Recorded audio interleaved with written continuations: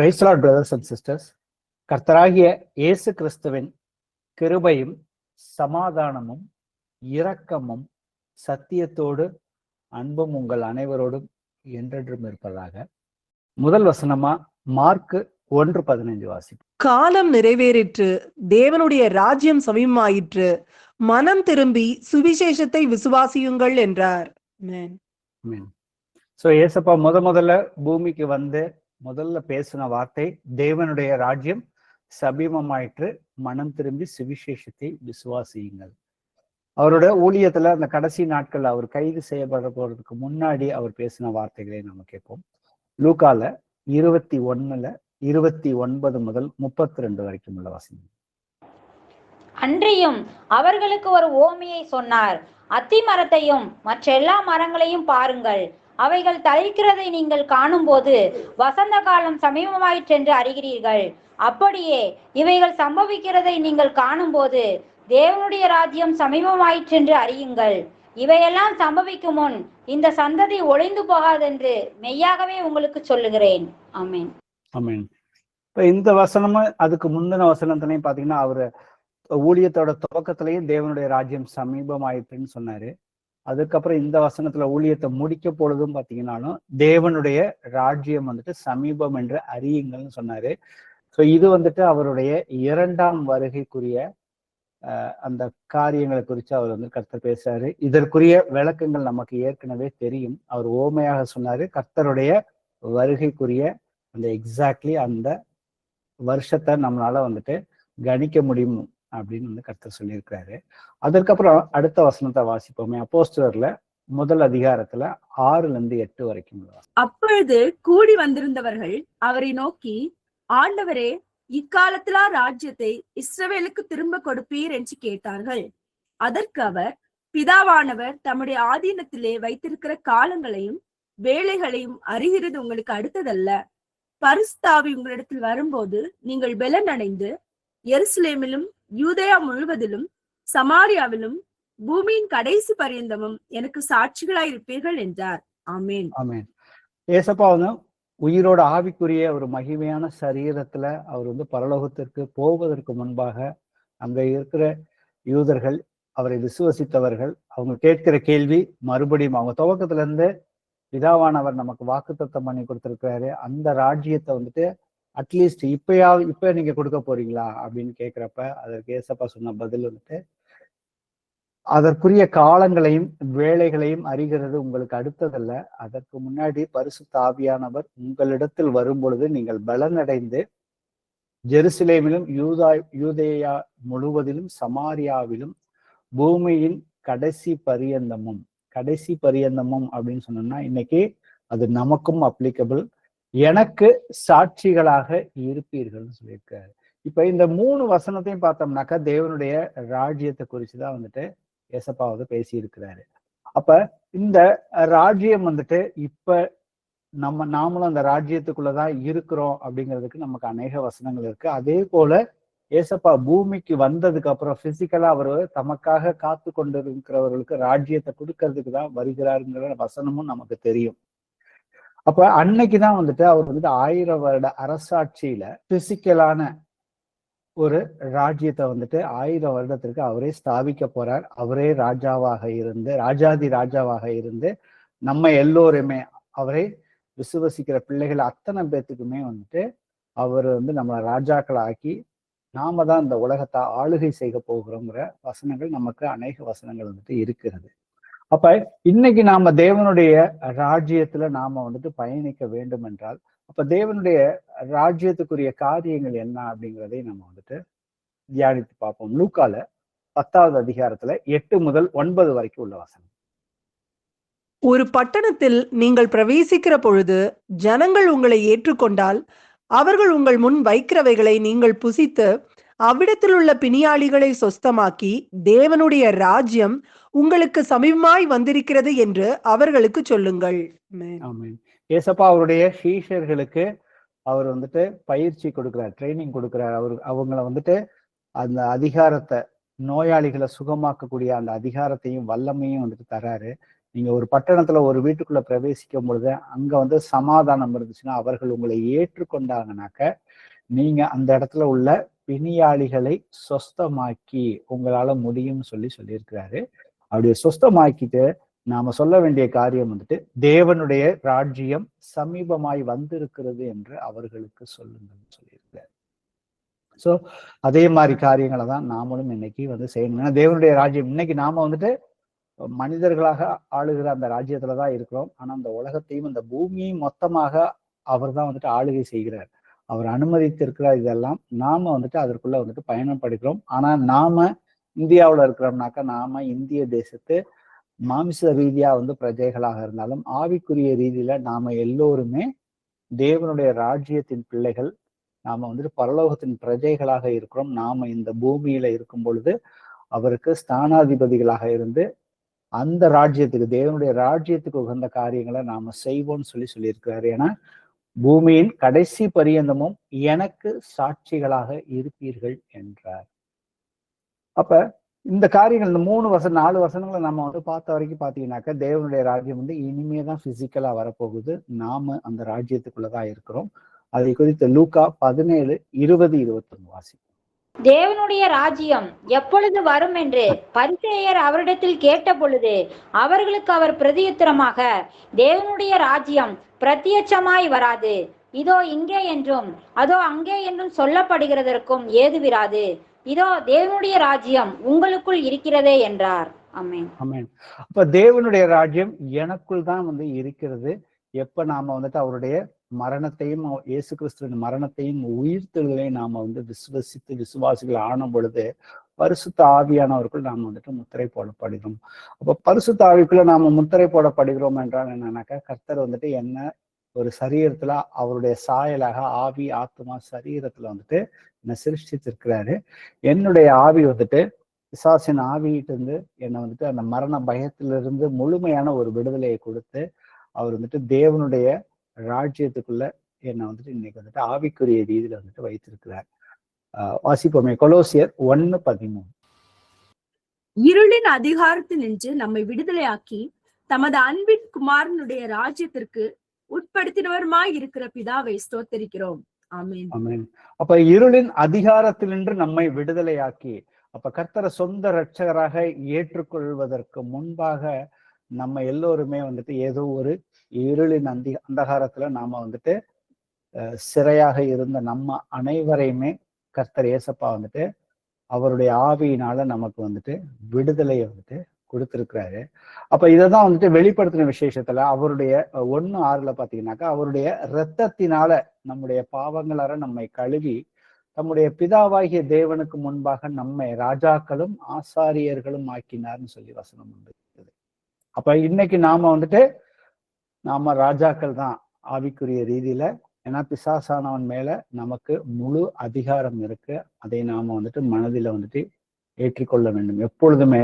ஏன்னா நமக்கு ஒரு பிரச்சனைகள், துன்பங்கள், இந்த ஒரு நோய்கள், கஷ்டங்கள் வரும் பொழுது நாம பயத்தின் மூலியமாக பிசாசானவனை நம்ம பிரச்சனைகள் மூலியமாக முதன்மையாக நாம வந்துட்டு விசுவாசத்துல தடுமாற்றத்தை கொண்டு வரப்ப அவனுக்கு நாம வந்து முதலிடம் கொடுக்கிறோம். சில நேரங்கள் நம்முடைய வார்த்தைகள்னாலும் நம்முடைய செயல்கள் மூலியமாகும்.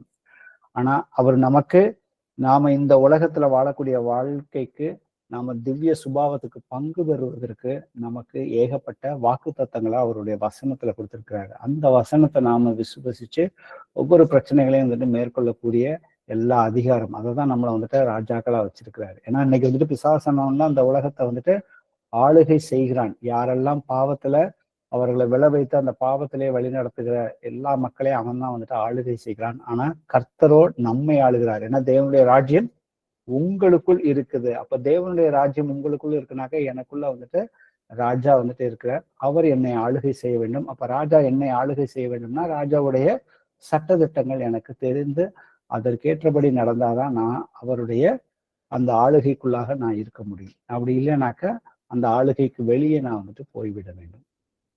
வாசிப்போமே, எபேசியர்ல 1 அதிகாரத்துல 13-14. நீங்களும் உங்கள் ரட்சிப்பின் சுவிசேஷமாகிய சத்திய வசனத்தை கேட்டு விசுவாசிகளான போது வாக்குத்தத்தம் பண்ணப்பட்ட பரிசுத்த ஆவியால் அவருக்குள் முத்திரை போடப்பட்டீர்கள். அவருக்கு சொந்தமானவர்கள் அவருடைய மகிமைக்கு புகழ்ச்சியாக மீட்கப்படுவார்கள் என்பதற்கு ஆவியானவர் நம்முடைய சுதந்திரத்தின் அச்சாரமாய் இருக்கிறார். ஆமென். ஆமென். இன்னைக்கு நம்மளை வந்துட்டு கர்த்தர் வந்துட்டு கிருபையினாலே விசுவாசத்தை கொண்டு ரட்சிக்கப்பட்டீர்கள். கர்த்தர் நம்முடைய ஆவிய பிசாசின் ஆவியிட்ட இருந்த இருளின் அதிகாரத்தினின்று நம்ம வந்துட்டு முழுமையாக வந்துட்டு இன்னைக்கு அவர் முழுமையா வந்துட்டு மீட்க எடுத்துட்டார். நாம வந்துட்டு மாம்ச சரீரத்துலதான் இருக்கிறோம். ஆனா நாம அனுதினமும் பரிசுத்தமாக்கப்படுகிறோம், நீதிமான்களாக்கப்படுகிறோம். இப்படியே நாம வந்துட்டு ஏன்னா மேலும் பரிசுத்தமாக இருக்கிறவன் மேலும் பரிசுத்தமாக இருக்கட்டும் கர்த்தர் சொல்லியிருக்காரு. அப்படி இருக்கும் பொழுது கர்த்தராகிய இயேசு கிறிஸ்து வரும் பொழுது நம்முடைய ஆவி, ஆத்துமா, சரீரம் இது அனைத்தும் வந்து பரிசுத்தமா இருக்கும் பொழுது நாம் அவரோட கூட மறுரூபமாக்கப்படுவோம்னு சொல்லி அவர் வாக்குத்தத்தம் பண்ணி கொடுத்திருக்கிறார். அதற்காகத்தான் வந்துட்டு பரிசுத்த ஆவியானவர் நமக்குள்ள வந்துட்டு இருக்கிறார். வாசிப்போம் லூக்கா 17:22-30 வரைக்கும். பின்பு அவர் சீசர்களை நோக்கி, மனுஷகுமாரனுடைய நாட்களில் ஒன்றை காண வேண்டும் என்று நீங்கள் ஆசைப்படும் காலம் வரும், ஆனாலும் அதை காண மாட்டீர்கள். இதோ இங்கே என்றும் அதோ அங்கே என்றும் சிலர் உங்களிடத்தில் சொல்லுவார்கள். நீங்களோ போகாமலும் பின்தொடராமலும் இருங்கள். மின்னல் வானத்தின் ஒரு திசையில் தோன்றி மறுதிசை வரைக்கும் பிரகாசிக்கிறது போல மனுஷகுமாரனும் தம்முடைய நாளிலே தோன்றுவார். அதற்கு முன்பு அவர் அநேகம் பாடுபட்டு இந்த சந்ததியினால் ஆகாதவன் என்று தள்ளப்பட வேண்டியதாய் இருக்கிறது. நோவாவின் நாட்களில் நடந்தது போல மனுஷகுமாரனுடைய நாட்களிலும் நடக்கும்.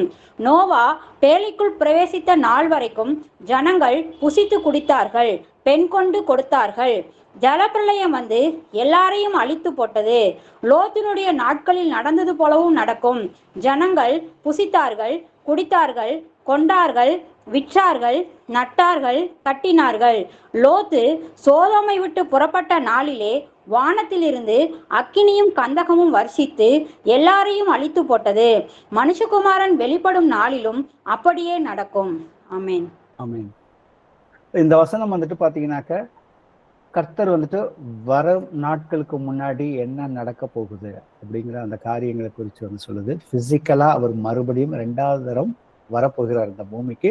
அதற்கு முன்னாடி இந்த மாதிரியான காரியங்கள் தான் நடக்கும். இதெல்லாம் நடக்கும் பொழுது நாம நம்முடைய தலைகளை வந்துட்டு நிமிர்த்தி நாம தேவனுடைய ராஜ்யத்துக்குரிய காரியங்களை வந்துட்டு முழுமையாக நாம ஈடுபட வேண்டும். பரிசுத்தமாக வேண்டிய காரியங்களை பரிசுத்தமாக வேண்டும். பாவம் எந்தெந்த பாவங்களை நாம விடணுமோ அதை எல்லாவற்றையுமே விட்டு நம்ம அனுதினமும் வந்துட்டு பாவ மன்னிப்பு பெற்று நம்ம ஏதாவது ஒரு காரியத்துல சிக்கி கொள்ளக்கூடாது. ஏன்னா இப்படிதான் வந்துட்டு அன்னைக்கு நோவாவின் நாட்கள்லையும் இருந்துச்சு, சோதோம் கொமோரம் லோத்து நாட்களிலும் இப்படிதான் இருந்ததுன்னு வந்து இங்க வந்து தெளிவாக இருக்கிறது.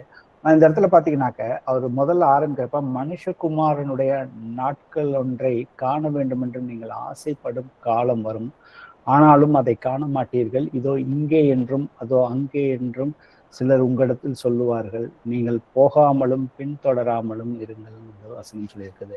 ஸோ இன்னைக்கு இந்த கிட்டத்தட்ட ஒரு கர்த்தர் மரித்து பரலோகத்துக்கு போனதுக்கு அப்புறம் பார்த்தீங்கன்னாக்க இந்த காரியங்கள் தான் வந்துட்டு அந்த மனித சமுதாயத்துக்குள்ள கர்த்தராகி இயேசு கிறிஸ்துவின் நாமத்தை போதித்து சில பேர் வந்துட்டு இங்கே இருக்கிறார் அங்கே இருக்கிறார் எங்க மூலியமாக தான் பரலோகத்துக்கு போக முடியும்னு சொல்லி இன்னைக்கு அநேக சபைகள் இருந்தாலும் கர்த்தர் வந்துட்டு தேவனுடைய ராஜ்யம் உங்களுக்குள் தான் இருக்குதுன்னு கர்த்தர் சொல்லியிருக்கார். அதற்கு ஏகப்பட்ட உவமைகளை கர்த்தர் நமக்கு வந்துட்டு கற்றுக் கொடுத்துருக்கார். தேவனுடைய ராஜ்யம் எப்படி செயல்படும் நம்ம ஏற்கனவே போன வாரத்துக்கு முந்தின வாரம் நம்ம பைபிள் ஸ்டடியில நம்ம பார்த்தோம். போன தடவை பார்த்தப்ப தேவனுடைய ராஜ்யத்துல ராஜாவுடைய குணாதிசயங்கள், அவர் எப்பேற்பட்டவர், அவர் நம்மளை எந்த நிலைமையிலும் ஏற்றுக்கொள்ளக்கூடியவர், நம்முடைய அப்பா அப்படிங்கிற அந்த காரியத்தையும் பார்த்தோம். இன்னைக்கு அதை தொடர்ச்சியா தேவனுடைய ராஜ்யத்துக்குள்ள அவருடைய சீஷர்கள் அடிப்படையா எப்படியெல்லாம் இருப்பார்கள்னு சொல்லி அநேக ஓமைகள், கிட்டத்தட்ட ஒரு 15 ஓமைகள் இருக்குது.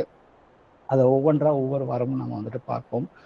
அப்ப அந்த ராஜ்யம் உங்களுக்குள் இருக்கிறது. அப்ப நம்ம யாராவது எதையாவது சொல்லி நம்மளை வந்துட்டு குழப்பம் வரும் பொழுது நாம அவருடைய சட்டத்திட்டங்கள், அவருடைய வார்த்தைகள் தெளிவாக இருக்கிறது. என்னுடைய வசனங்கள் இங்கே கொஞ்சம் அங்கே கொஞ்சம் தான் இருக்கிறது, அவைகளை என்னுடைய ஆவி சேர்க்கும். எந்த ஒரு அடிப்படை உபதேசங்களாக இருந்தாலும் சரி, இல்லை வேற எந்த உபதேசங்கள் சத்தியத்துக்கு விரோதமாக யாராவது சொல்றாங்களா அப்படின்னாக்க நாம வந்துட்டு எப்பொழுதுமே யார் என்ன கேள்வி கேட்டாலும் நம்முடைய நம்பிக்கையை குறித்து சத்திய வசனத்தோடு அவர்களுக்கு வந்து பதில் சொல்லும் பொழுது அங்க வாக்குவாதங்கள் வந்துட்டு வராது. இப்ப நாம வந்துட்டு தெளிவுள்ளவர்களாக இருக்கணும். அவருடைய ராஜ்யத்துல நாம இன்னைக்கு ஆவிக்குரியவர்களாக இருக்கும் பொழுது நம்மளை கர்த்தர் வந்துட்டு வெளிச்சத்தின் பிள்ளைகளாக நம்மை வைத்திருக்கிறார். அதை நாம வந்துட்டு நன்கு உணர்ந்து நம்முடைய செயல்பாடுகள் இருக்க வேண்டும். யோவான்ல 18வது அதிகாரத்துல 36, 37 வாசிப்போம். இயேசு பிரதியுத்தரமாக, என் ராஜ்யம் இவ்வுலகத்திற்குரியதல்ல. என் ராஜ்யம் இவ்வுலகத்திற்குரியதானால் நான் யூதரிடத்தில் ஒப்பு கொடுக்காத படிக்கு என் ஊழியக்காரர் போராடி இருப்பார்களே. இப்படி இருக்க என் ராஜ்யம் இவ்விடத்திற்குரியதல்ல என்றார். அப்பொழுது பிலாத்து அவரை நோக்கி, அப்படியானால் நீ ராஜாவோ என்றான். இயேசு பிரதியுத்தரமாக, நீர் சொல்லுகிறபடி நான் ராஜாதான். சத்தியத்தை குறித்து சாட்சி கொடுக்க நான் பிறந்தேன். இதற்காகவே இந்த உலகத்தில் வந்தேன். சத்தியவான் எவனும் என் சத்தம் கேட்கிறான் என்றார். ஆமென். ஆமென். ஏசப்பா வந்துட்டு அவர் வந்து பூமிக்குரிய ராஜ்யத்தை இன்னும் வந்துட்டு ஸ்தாபிக்கல, ஆவிக்குரிய ராஜ்யத்தை ஸ்தாபிக்க தான் வந்துட்டு முதல் வருகையில வந்தார்.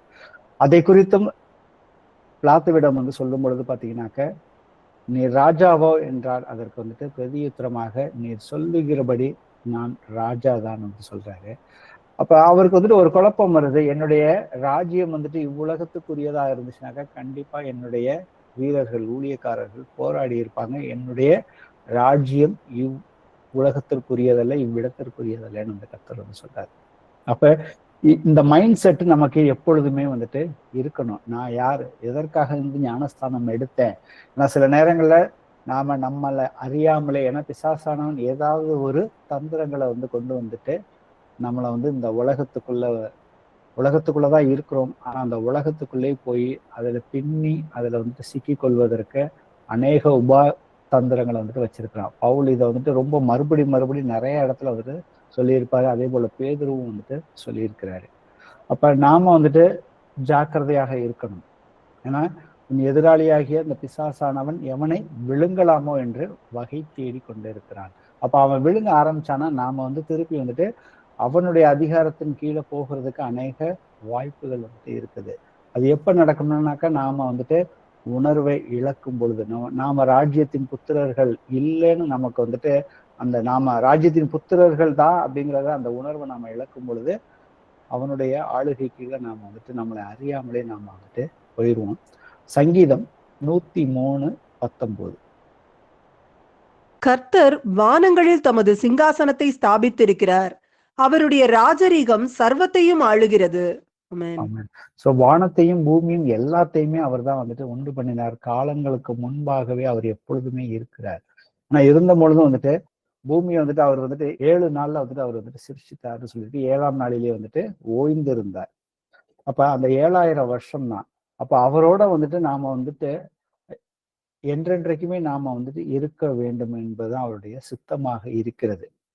ஏன்னா இது அன்பினால் கிரிகை செய்கிற விசுவாசம் தான் என்னைக்குமே நிலைச்சு நிற்கும். நம்மளை எல்லாத்தையுமே சுயாதீனத்துக்கு தான் அழைத்திருக்கிறார். பிசாசு அவர் உருவாக்கவே இல்லை, சிருஷ்டிக்கவும் இல்லை. அவனும் ஒரு தேவதூதன், கர்த்தருடைய சன்னிதானத்தில் இருந்த ஒரு தேவதூதன். அவன் தன்னுடைய சுயாதீனம், தன்னுடைய இச்சையின் விருப்பத்தின்படி அவன் எல்லாவற்றையுமே தனக்கு தான் அந்த மகிமை வர வேண்டும் என்று அவன் தாழ விழ தள்ளப்பட்டான். ஆனா கர்த்தர் கொடுத்த கிருபை வரத்தை அவர் திருப்பி பெற்றுக்கொள்ளவில்லை. ஆனா அவனுக்குன்னு ஒரு குறிப்பிட்ட நாள் இருக்கு. அவனுடைய இச்சையின்படி நடக்க மனதா இருப்பவர்கள் எல்லோருமே அவன் எங்கு செல்கிறானோ, அந்த அக்னி கடலுக்கு செல்கிறானோ, அவனுக்கு கீழ்ப்படுகிறவர்கள் எல்லோருமே செல்வார்கள் சொல்லிதான் நமக்கு வேத வாக்கியம் உறுதிப்பட நமக்கு ஆனா இந்த மொத்த உலகத்தையுமே கர்த்தர் தான் ஆளுகை செய்கிறார். இன்னைக்கு நம்மளை ஆவிக்குரிய ரீதியில நாம தான் நம்ம கிட்ட எல்லா பொறுப்பையும் கொடுத்துட்டார். ஏன்னா அவர் நமக்காக சிலுவையில அந்த பிசாசின் ராஜ்யத்தை தோற்கடித்து விட்டார். இன்னைக்கு அந்த அதிகாரம் முழுக்க நம்ம கிட்ட கொடுத்துட்டாரு. அந்த அதிகாரத்தை நாம சரியா பயன்படுத்த வேண்டும். சகரியா 14:9 வாசிப்போம். அப்பொழுது கர்த்தர் பூமியின் மீதெங்கும் ராஜாவா இருப்பார். அந்நாளில் ஒரே கர்த்தர் இருப்பார். அவருடைய நாமமும் ஒன்றாய் இருக்கும். ஆமென். ஆமென். சோ இன்னைக்கு பூமியில 200 ராஜாக்கள் இருக்கிறாங்க. ஒவ்வொரு ஊர்லயும் ஒவ்வொரு ராஜாக்கள், ஒவ்வொரு சட்டத்திட்டங்கள் இருக்குது. ஆனா கர்த்தர் பூமிக்கு வந்ததுக்கு அப்புறம் பாத்தீங்கன்னா அந்நாளிலே பூமி முழுக்க ஒரே ராஜா தான் இருப்பாரு, ஒரே நாமம் தான் இருக்கும்னு சொல்லி நமக்கு வேதம் உறுதிபட சொல்லுகிறது. அப்ப இன்னைக்கு நான் ஆவிக்குரிய ரீதியில தேவனுடைய ராஜ்யத்துக்குள்ள இருக்கிறேன்னா, வசனம் வந்து சொல்லுகிறது, தேவனுடைய ராஜ்யம் வந்துட்டு புசிப்பும் குடிப்பும் அல்ல, அது நீதியும் சமாதானமும் பரிசுத்த ஆவியினால் உண்டாகும் சந்தோஷம். அப்ப இன்னைக்கு நான் வந்துட்டு எனக்குள்ள வந்துட்டு தேவனுடைய நீதி இருக்குதா, எனக்குள்ள வந்து முழு சமாதானம் இருக்குதா, அந்த முழு சந்தோஷம் என்னுடைய ஆவியில வந்துட்டு இருக்கிறதா அப்படிங்கிறதை நாமே வந்துட்டு நிதானித்து பார்க்க வேண்டும். அப்ப அந்த அடுத்தது வந்து தேவனுடைய ராஜ்யம், அவர் மனுஷகுமாரன் பூமிக்கு வரும் பொழுது என்ன நடக்குது? மத்திய 25:34 வாசிப்போம். அப்பொழுது ராஜா தமது வலது பக்கத்தில் நிற்பவர்களை பார்த்து, வாருங்கள், என் பிதாவினால் ஆசீர்வதிக்கப்பட்டவர்களே, உலகம் உண்டானது முதல் உங்களுக்காக ஆயத்தம் பண்ணப்பட்டிருக்கிற ராஜ்யத்தை சுதந்திரித்துக் கொள்ளுங்கள். ஆமேன். ஆமேன். சோ மனுஷகுமாரன் வந்து தமது மகிமை பொறிந்தவனாக சகல பரிசுத்த தூதரோடு வரும் பொழுது அங்க வந்துட்டு ஒரு நியாய தீர்ப்பை கர்த்தர் வந்து கொடுக்கிறாரு. வெள்ளாடு செம்மறியாடாக பிரிக்கிறாரு. அந்த வலது பக்கத்துல இருக்கிற அந்த வெள்ளாடுகளை பார்த்துதான் வந்துட்டு, என் பிதாவினால் ஆசீர்வதிக்கப்பட்டவர்களே, உலகம் உண்டானது முதல் உங்களுக்காக ஆயத்த பண்ணப்பட்டிருக்கிற ராஜ்யத்தை சுதந்திரித்துக் கொள்ளுங்கள் அப்படின்னு கர்த்தர் சொல்றாரு. ஏன்னா இன்னைக்கு கர்த்தருடைய வருகை இருக்குது அப்படின்னு சொல்லி பேதுருவே வந்துட்டு 3வது அதிகாரத்துல அவர் வருவேன்னு சொன்னது இன்னும் வரலைன்னு சொல்லி சில பேர் வந்துட்டு வசனம் தெரிந்தவர்களே, கர்த்தரை ஏற்றுக்கொண்டவர்களே கேலியும் கிண்டலும் செய்யக்கூடிய நிலைமைதான் இன்றைய உலகம் வந்துட்டு போய்கொண்டு இருக்கிறது. நாமளும் அவர்களோடையும் சில நேரங்கள்ல வந்துட்டு பயணிக்கக்கூடிய நேரமும் இருக்குது. இப்ப நமக்குள்ள ஏதாவது ஒரு மாம்ச பிரகாரமாக ஒரு பிரச்சனைகள் வரும்போது, சோர்வு வரும் பொழுது, நாம வந்துட்டு அவர்களை போல வந்துட்டு அந்த கேள்விகள் நமக்குள்ள வந்துட்டு பிசாசானவன் வந்துட்டு கொண்டு வருவான். நம்மள ராஜாக்களா வச்சிருக்கிறாரு, ஆவிக்குரிய சகல ஆசீர்வாதத்தை கொடுத்திருக்காரு அப்படின்னு சொல்லிட்டு நமக்குள்ள வந்துட்டு ஒரு அவிசுவாசத்துக்குரிய போராட்டங்களும், நமக்குள்ள வந்துட்டு தேவனுடைய வார்த்தையை குறிச்ச ஒரு சந்தேகத்தையும் வந்துட்டு பிசாசானவன் வந்துட்டு நம்மளுடைய சோர்ந்து போகிற நேரத்துல அந்த காலகட்டத்தை வந்து பயன்படுத்தக்கூடிய வல்லமை அவனுக்கு எப்பொழுதுமே இருக்கு. அதை தான் வந்துட்டு அவன் எப்பொழுதுமே வந்து செய்து கொண்டு இருக்கிறான். அப்ப நாமும் வந்துட்டு இந்த மாதிரியான வசனங்கள் நமக்கு உந்துதல் வந்துட்டு கர்த்தர் வந்துட்டு கொடுக்குறாரு. ஏன்னா அவர் வந்துட்டு முதல்ல அவர் சுவிசேஷத்தை பிரசங்கிக்க ஆரம்பிக்கும் பொழுதே பாத்தீங்கன்னாக்க தேவனுடைய ராஜ்யம் சமீபம் ஆயிற்று அப்படின்னு சொல்லிட்டு தான் நமக்கு அதை முழுக்க 3ல் ஒரு பகுதியா வந்துட்டு ஓமைகள்லயே வந்துட்டு சொல்லி கொடுத்திருக்கிறாரு. வாசிப்பமே 1 கொரிந்தியர்ல 15:50. சகோதரரே, நான் சொல்லுகிறது என்னவெனில், மாம்சமும் இரத்தமும் தேவனுடைய ராஜ்யத்தை சுதந்திரிக்க மாட்டாது, அழிவுள்ளது அழியாமையை சுதந்திரிப்பதும் இல்லை. ஆமென். இன்னைக்கு நாம மாம்சத்திலையும் ரத்தத்திலையும் தான் நாம வந்துட்டு இருக்கிறோம். ஆனா இது வந்துட்டு தேவனுடைய ராஜ்யத்தை வந்துட்டு சுதந்திரிக்க மாட்டாதுன்னு வந்து சொல்லியிருக்கிறாரு. நான் இந்த சரீரத்தை தான் மண்ணுன்னு கொடுத்திருந்தாரு. இந்த சரீரம் மரித்ததுக்கு அப்புறம் அந்த நீ மண்ணா இருக்கிறாய், நீ மண்ணுக்கே வந்துட்டு திரும்புவாயின்னு சொல்றது. ஆவி தன்னை தந்த தேவனிடத்திற்கு போகும். அதனாலதான் கர்த்தர் திருப்பி சொல்றாரு, இங்க உலகத்தில் உள்ளவைகள் மேல வந்துட்டு பற்று வைக்காதீங்க. உலகத்துலதான் நம்ம வாழ்கிறோம், ஆனா அதுவே நம்மளுடைய நித்திய வாழ்க்கையா வந்துட்டு அதுதான் சொல்லி நம்ம வந்து இச்சையினால வந்துட்டு அதுதான் எனக்கு வேணும் அப்படின்னு சொல்லி ஏதாவது ஒரு காரியத்தை வந்துட்டு பிடித்து கொள்ளாதீர்கள் அப்படிங்கிறத மறுபடியும் வந்துட்டு கர்த்தர் நமக்கு வந்துட்டு அறிவுறுத்திக்கிட்டே இருக்கிறாரு. 2 தீமோத்தேயுல 4:18. கர்த்தர் எல்லா தீமையினின்றும் என்னை ரட்சித்து தம்முடைய பரம ராஜ்யத்தை அடையும்படி காப்பாற்றுவார். அவருக்கு சதா காலங்களிலும் மகிமை உண்டாவதாக. ஆமென்.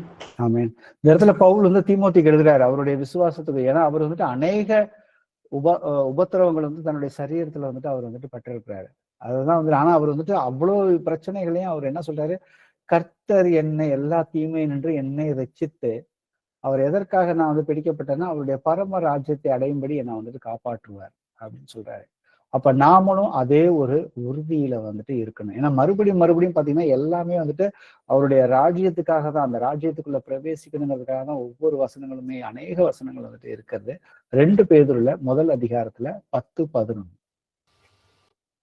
ஆகையால் சகோதரரே, உங்கள் அழைப்பையும் தெரிந்து கொள்ளுதலையும் உறுதியாக்கும்படி ஜாக்கிரதையா இருங்கள். இவைகளை செய்தால் நீங்கள் ஒரு காலம் இடறி விழுவதில்லை. இவ்விதமாய் நம்முடைய கர்த்தரும் இரட்சகரும் ஆகிய இயேசு கிறிஸ்துவனுடைய நித்திய ராஜ்யத்துக்கு உட்படும் பிரவேசம் உங்களுக்கு பரிபூர்ணமாய் அளிக்கப்படும். ஆமென். ஆமென். அப்ப நம்மளுடைய அழைப்பு, கர்த்தர் வந்து எதற்காக நம்மளை வந்துட்டு தெரிந்து கொண்டார அப்படிங்கிறத நாம வந்துட்டு முதல்ல வந்துட்டு புரிந்து கொள்ள வேண்டும். ஏதோ யாரோ சொன்னாங்க, என்னுடைய குடும்பத்துல சொன்னாங்க, என்னுடைய நண்பர்கள் சொன்னாங்க, எனக்கு ஒரு நல்லது நடந்துச்சு, அதனால வந்துட்டு நான் வந்துட்டு கர்த்தரை ஏற்றுக்கிட்டேன். S, correct. அதுதான் வந்து முதல் படி.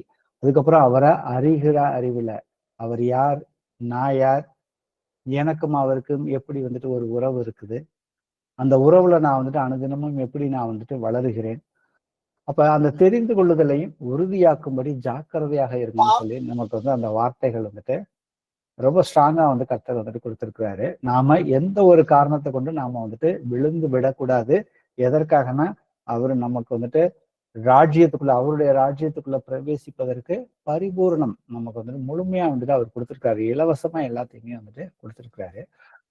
2 பேதுருல 3வது அதிகாரத்துல 10-13 வரைக்கும். கர்த்தருடைய நாள் இரவிலே திருடன் வருகிற விதமாய் வரும். அப்பொழுது வானங்கள் மடமட என்று அகன்று போம், பூதங்கள் வெந்து உருகிப்போம், பூமியும் அதிலுள்ள கிரியைகளும் எரிந்து அழிந்து போம். இப்படி இவைகளெல்லாம் அழிந்து போகிறதாய் இருக்கிறபடியால் நீங்கள் எப்படிப்பட்ட பரிசுத்த நடக்கையும் தேவ பக்தியும் உள்ளவர்களாய் இருக்க வேண்டும். தேவனுடைய நாள் சீக்கிரமாய் வரும்படிக்கு மிகுந்த ஆவலோடே காத்திருங்கள். அந்த நாளில் வானங்கள் வெந்து அழிந்து பூதங்கள் எரிந்து உருகிப்போம். அவருடைய வாக்குத்தத்தத்தின்படியே நீதி வாசமாயிருக்கும் புதிய வானங்களும் புதிய பூமியும் உண்டாகும் என்று காத்திருக்கிறோம். ஆமென். ஆமென். இன்னைக்கு நம்மள ஏசப்பா பழைய மனுஷனா இருந்த நம்மளை வந்துட்டு ஒரு புது சிருஷ்டியா வந்துட்டு நம்மளை வந்துட்டு மாத்திருக்கிறாரு. அதே போல அவருடைய வருகையின் போது நாம இந்த பூமியில எதன் மேலையுமே வந்து பற்று இல்லாம இருங்க. எல்லாமே வந்துட்டு அழிந்து போக போகுது. நம்மளுடைய சரீரமும் அழிந்து போக போகுது, மண்ணுக்கு தான் போக போகுது. இந்த பூமியும் அழிந்து போக போகுது. அவர் வாக்குத்தத்தம் பண்ணி கொடுத்திருக்கிறார், புதிய வானத்தையும் புதிய பூமியையும் உண்டாக்கும் என்று சொல்லியிருக்கிறார். அதற்காக தான் நாம எல்லோருமே காத்து கொண்டிருக்கிறோம். தமக்காக காத்து கொண்டிருக்கிறவர்களுக்கு அவர் 2ஆம் தரம் தரிசனமாகி அவர் வாக்குத்தத்தம் பண்ண எல்லாவற்றையுமே அவர் வந்துட்டு கொடுப்பதற்கு வல்லமை உள்ளவராக தான் இருக்கிறார். அப்ப நாம முதல்ல வந்துட்டு தேவனுடைய ராஜ்யத்துக்குரிய ஓமைகளை நாம போன வாரத்துக்கு முந்தின வாரம் வந்து பார்த்தோம். ஒரு 10 ஓமைகள் வந்துட்டு சுருக்கமாக பார்த்தோம். அதுல பாத்தீங்கன்னாக்கா அந்த தேவனுடைய ராஜ்யத்துல வந்துட்டு புத்திரர்கள், களைகள், இந்த கோதுமை, இந்த களைகள் ஓமைகளை குறித்து பார்த்தோம். கடுகு விதையை குறித்து பார்த்தோம். அடுத்தது புளிப்புள்ள மாவை குறித்து நாம வந்து பார்த்தோம். தேவனுடைய வார்த்தை, அதாவது விதைதான் வந்துட்டு வார்த்தை, அது எப்படி வந்துட்டு வளர்ந்து வந்துட்டு பலன் கொடுக்குது அப்படிங்கிற அந்த ஓமையை வந்துட்டு பார்த்தோம். அது தேவனுடைய ராஜ்யம் வந்துட்டு ஒரு முத்துக்கு ஒப்பா வந்துட்டு கர்த்தர் சொல்லியிருப்பாரு. அதே போல ஒரு பூமியிலே மறைந்திருக்கிற ஒரு புதையலுக்கு ஒப்பாக இருக்கிறது அப்படிங்கிற ஒரு ஓமையை நாம வந்துட்டு பார்த்தோம். அதுக்கப்புறம் தேவனுடைய ராஜ்யத்துல அந்த வலை ஓமை, அந்த வலையில வந்துட்டு மீன்கள் இருக்கும். அதுல நல்ல மீன்களை வந்துட்டு ஒதுக்குவார் கர்த்தர், கெட்ட மீன்களை வந்துட்டு ஒதுக்குவாரு. ஸோ அதுதான் வந்துட்டு தேவனுடைய ராஜ்யத்துடைய செயல்பாடுகள் சொல்லி நம்ம வந்துட்டு நிறைய ஓமைகளை வந்துட்டு பார்த்தோம். போன வாரம் வந்து பாத்தீங்கன்னாக்கா தேவனுடைய ராஜ்யத்துல ராஜா வந்துட்டு எதற்காக பூமிக்கு வந்துட்டு வந்தார்? காணாமல் போன அந்த ஒரு ஆடுக்காக தான் வந்துட்டு வந்தார். பாவத்துல தொலைந்து போகிற பிள்ளைகளுக்காக தான் வந்துட்டு அவர் வந்துட்டு வந்தாரு. அதே போல இன்னொரு ஓமையை வந்துட்டு காணாமற் போன அந்த காசை குறிச்சு வந்துட்டு நாம வந்துட்டு பார்த்தோம். அதுக்கப்புறம் அந்த கெட்ட குமாரன் ஓமை, அவன் வந்துட்டு தெரிந்தே வந்துட்டு தவறு செய்கிறான். ஆனா அவன் மனம் திரும்பி வரும் பொழுது அப்பா அவனை ஓடி போய் அணைத்து அவனுக்கு உயர்ந்த வஸ்திரத்தையும் மோதிரத்தையும் பாதரட்சைகளையும் அணிந்து அவன் மறுபடியும் வந்துட்டு என் மகன் வந்துட்டு இறந்து போயிருந்தான், மறுபடியும் வந்துட்டு உயிரடைந்து விட்டான்னு சொல்லி ஆவிக்குரிய ரீதியில வந்துட்டு சொல்லியிருக்கிறாரு. ஸோ இன்னிலிருந்து நம்ம வந்து பார்க்கக்கூடிய காரியங்கள் வந்துட்டு தேவனுடைய ராஜ்யத்துக்குள்ள இருப்பவர்கள் வந்துட்டு அவர்களுக்குரிய அந்த ஓமைகள், நமக்கான அந்த ஓமைகள், நம்முடைய செயல்பாடுகள் எப்படி இருக்க வேண்டும் அப்படிங்கிறது கடைசி வரைக்கும் கர்த்தர் வர வரைக்கும். ஸோ இன்னைக்கு வந்து முதல்ல வந்து நாம வந்து பார்க்க போறது விதைக்கிறவன் ஓமை. மத்தேயுல 13வது அதிகாரத்துல 3 முதல் 9 வரைக்கும் உள்ள வசனங்களை வாசிப்போம். அவர் அநேக விசேஷங்களை ஓமைகளாக அவர்களுக்கு சொன்னார். கேளுங்கள், விதைக்கிறவன் ஒருவன் விதைக்க புறப்பட்டான். அவன் விதைக்கையில் சில விதை வழி அருகே விழுந்தது. பறவைகள் வந்து அதை பட்சித்து போட்டது. சில விதை அதிக மண்ணில்லாத கற்பாறை இடங்களில் விழுந்தது. மண் ஆழமாய் இராததினாலே அது சீக்கிரமாய் முளைத்தது. வெயில் ஏறின போதோ தீந்து போய் வேறில்லாமையால் உலர்ந்து போயிற்று. சில விதை முள்ளுள்ள இடங்களில் விழுந்தது. முள் வளர்ந்து அதை நெருக்கி போட்டது. சில விதையோ நல்ல நிலத்தில் விழுந்து சிலது 100ஆகவும் சிலது 60ஆகவும் சிலது 30ஆகவும் பலன் தந்தது. கேட்கிறதற்கு காதுள்ளவன் கேட்க கடவன் என்றார். ஆமென். ஆமென். இப்ப கர்த்தர் வந்துட்டு விதைக்கிறவன் உவமையை குறித்து இங்க வந்துட்டு அந்த உவமையை முதல்ல வந்துட்டு அவர் வந்துட்டு சொல்லிடுறாரு. சொன்னதுக்கு அப்புறம் பாத்தீங்கன்னா எதற்காக இந்த உவமையை வந்துட்டு சொன்னார் அப்படிங்கிறத தொடர்ந்து நம்ம வாசிப்போமே. அதுலயே 14-18 வரைக்கும், மத்தேயுல 13:14 முதல் 18 வரைக்கும் உள்ள வசனம். ஏசாயாவின் தீர்க்க தரிசனம் அவர்களிடத்தில் நிறைவேறுகிறது. அதாவது, காதார கேட்டும் உணராதிருப்பீர்கள், கண்ணார கண்டும் அறியாதிருப்பீர்கள். இந்த ஜனங்கள் கண்களினால் காணாமலும் காதுகளினால் கேளாமலும் இருதயத்தினால் உணர்ந்து மனம் திரும்பாமலும் நான் அவர்களை ஆரோக்கியமாக்காமலும் இருக்கும்படியாக அவர்கள் இருதயம் கொழுத்திருக்கிறது. காதால் மந்தமாய் கேட்டு தங்கள் கண்களை மூடிக்கொண்டார்கள் என்பதே. உங்கள் கண்கள் காண்கிறதுனாலும் உங்கள் காதுகள் கேட்கிறதுனாலும் அவைகள் பாக்கியம் உள்ளவைகள். அநேக தீர்க்கதரிசிகளும் நீதிமான்களும் நீங்கள் காண்கிறவைகளை காணவும் நீங்கள் கேட்கிறவைகளை கேட்கவும் விரும்பியும் காணாமலும் கேளாமலும் போனார்கள் என்று மெய்யாகவே உங்களுக்கு சொல்லுகிறேன். ஆகையால் விதைக்கிறவரை பற்றிய உவமையை கேளுங்கள். ஆமென். உங்கள் கண்கள் காண்கிறதினாலும் உங்கள் காதுகள் கேட்கிறதினாலும் அவைகள் பாக்கியம் உள்ளவைகள். ஸோ அநேக பேர் வந்துட்டு இதை கேட்கறதுக்கும் பார்க்கறதுக்கு தான் வந்துட்டு விரும்பினாங்க. ஆனா அவர்களால வந்துட்டு பார்க்க முடியாம வந்துட்டு போயிருச்சு. ஆனா நம்மளை பார்த்து அன்னைக்கு இருந்தவங்களை பார்த்தும் சரி, உண்மையா கர்த்தரை தேடுறவங்களுக்கு வந்துட்டு கர்த்தர் சொல்ற வார்த்தை வந்துட்டு நீங்க எல்லாம் வந்துட்டு பாக்கியம் உள்ளவர்கள்னு வந்துட்டு சொல்லியிருக்கிறாரு. அப்ப இந்த ஏசாயாவின் தீர்க்க தரிசனத்தின்படி பாத்தீங்கன்னாக்கா, அன்னைக்கு இருந்த அந்த பரிசேயர்கள் வந்துட்டு அவர்கள் வந்து கர்த்தர் செய்கிற அற்புதங்கள் அடையாளங்கள் எல்லாவற்றையுமே அவங்க செய்யறாங்க. அவங்களுக்கு பழைய ஏற்பாட்டு வசனங்கள் முழுமையாக தெரியும், வந்தவர் யாருன்னு தெரியும். ஆனா அவர்களுக்கு அவருடைய இருதயம் வந்துட்டு கடினப்பட்டு போயிருந்தது. ஏன்னா அவர்கள் சொல்லுகிறது வந்துட்டு அவர்கள் எதிர்பார்த்த ராஜா வந்துட்டு ஒரு பூமிக்குரிய ராஜாவை தான் வந்துட்டு எதிர்பார்த்துக்கிட்டு இருந்தாங்க. அவர் ஆவிக்குரிய ராஜாவாக தான் வந்துட்டு ஊழியம் பண்றதுக்காக தான் முதல் வருகையில வந்துட்டு வந்தாரு. 2வது வருகையில தான் அவர் வந்துட்டு ராஜாவாக வரப்போகிறார். அதை அவர்கள் வந்துட்டு உணரவும் இல்லை, கண்டுமே அவர்கள் வந்துட்டு உணராது இருந்தார்கள். அப்ப இந்த ஊமைக்குரிய அந்த 4 விதமா வந்துட்டு கர்த்தர் வந்துட்டு சொல்லியிருப்பாரு. அதை குறித்து நம்ம வந்துட்டு பழைய ஏற்பாட்டுல புதிய ஏற்பாட்டுல உள்ள நமக்கு வந்துட்டு அந்த எக்ஸாம்பிள்ஸோட நம்ம வந்துட்டு பார்ப்போம். ஏன்னா கர்த்தர் வந்துட்டு அநேக திருஷ்டாந்தங்களை வந்துட்டு வச்சிருக்கிறாரு நம்முடைய படிப்பினைக்காகவும். நாமளும் வந்துட்டு கேட்டும் கண்டும், ஏன்னா இன்னைக்கு நம்மளை வச்சு கர்த்தர் வந்துட்டு அநேக அற்புதங்கள் அடையாளங்களை வந்துட்டு பண்றாரு. நாம கடைசி வரைக்கும் அதுல வந்துட்டு உறுதியா வந்து நிலைச்சு நிக்கணும். அவருடைய ராஜ்யத்துக்குரிய அந்த வசனங்கள் என்னங்கிறத நம்ம வந்துட்டு தெளிவா பார்ப்போம். வாசிப்போமே. மத்தேயுல 13:19 வாசிப்போம். ஒருவன் ராஜ்யத்தின் வசனத்தை கேட்டும் உணராதிருக்கும் போது பொல்லாங்கன் வந்து அவன் இருதயத்தில் விதைக்கப்பட்டதை பறித்து கொள்ளுகிறான். அவனே வழியருகே விதைக்கப்பட்டவன். ஆமென். ஆமென். அப்ப ராஜ்யத்தின் வசனத்தை, கர்த்தருடைய வசனத்தை கேட்டும் அதை வந்துட்டு நிறைய பேரால வந்துட்டு புரிந்து கொள்ள முடியாத நிலைமையில தான் இருக்கிறாங்க. இதே போலதான் நானும் இன்னைக்கு கர்த்தரை வந்துட்டு ஏற்றுக்கொள்வதற்கு, உண்மையாக வசனத்தின்படி ஏற்றுக்கொள்வதற்கு முன்னாடி நானும் ஒரு ரோமன் கத்தோலிக்கர்களாக இருந்திருக்கிறோம். மற்றவர்கள் வந்துட்டு சபைக்கு கூட வந்துட்டு நிறைய சபைகளுக்கு கூட போயிருக்கலாம். வசனங்கள் வந்துட்டு தெரிந்திருக்கும். ஏன்னா நம்ம வந்துட்டு கிறிஸ்தவர்களாக இருந்தோம்னா கண்டிப்பா வந்துட்டு வசனம் தெரியாம இருக்கிறதுக்கு வாய்ப்பே இல்லை. ஆனா ஒன்று வந்துட்டு அதை வந்துட்டு நம்மளால வந்துட்டு புரிந்து கொள்ள முடியாத சூழல் வரும். புரிந்து கொள்ளாம இருந்தோம்னாக்கா, புரிந்து கொள்வதற்கு முயற்சி எடுக்காம இருந்தோம்னாக்கா, அந்த கேட்ட வசனத்தினால நம்ம வந்துட்டு உணர்வே இல்லாம வந்துட்டு போகும் பொழுது சாத்தான் வந்துட்டு அந்த வசனத்தை வந்துட்டு நம்மளுடைய இருதயத்துக்குள்ள நுழைவதற்கு முன்னாடியே, இல்லை நுழைஞ்சிருந்தாலுமே அதை வந்துட்டு எடுத்துக்கிட்டு போயிடுறான்னு சொல்லிதான் வந்துட்டு வசனம் வந்துட்டு நமக்கு தெளிவாக இருக்குது. ஸோ இதை நாம வந்து பழைய ஏற்பாடோட ஒப்பிட்டு பார்த்தோம்னாக்க, இதுக்கு ஒரு நல்ல உதாரணமே வந்து கர்த்தர் வந்துட்டு தன்னுடைய பிள்ளைகள் 400 வருஷமா அடிமைத்தனத்துல பார்வோன் மன்னன் வந்துட்டு எகிப்து நாட்டுல வந்துட்டு அவர்கள் வந்துட்டு அடிமைகளாக இருந்தாங்க. ஸோ அவர்களை வந்துட்டு ஒரு விடுதலையை வந்துட்டு கர்த்தர் வந்துட்டு மோசையின் மூலியமாக அவங்களுக்கு கட்டளையிட்டு அவங்கள வந்துட்டு வழி நடத்துறாரு.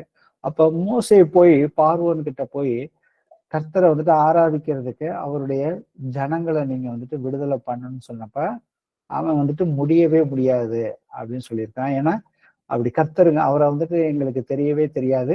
ஏன்னா அவர்கள் வந்துட்டு வழிபட்டது ஏகப்பட்ட தெய்வங்களை வந்துட்டு அவர்கள் வந்துட்டு அன்றைக்கு வந்து வழிபட்டு கொண்டிருந்தார்கள்.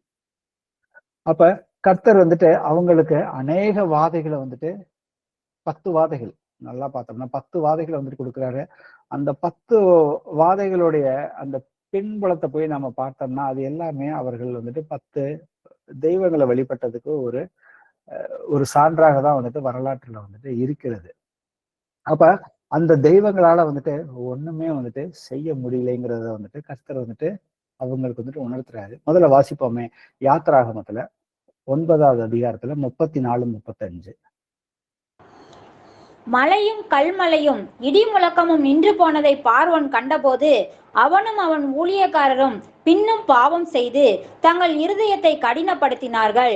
கர்த்தர் மோசேயை கொண்டு சொல்லியிருந்தபடியே பார்வோனின் இருதயம் கடினப்பட்டது.